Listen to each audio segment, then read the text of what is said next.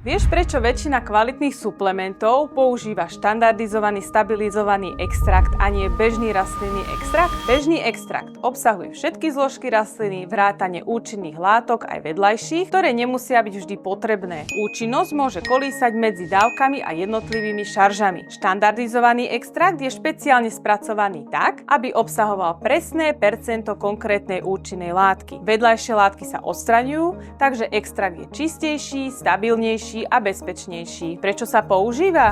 Pretože má predvídateľný účinok. Každá dávka má rovnaké množstvo účinnej látky. Lepšie sa vstrebáva v porovnaní s bežnými extraktami.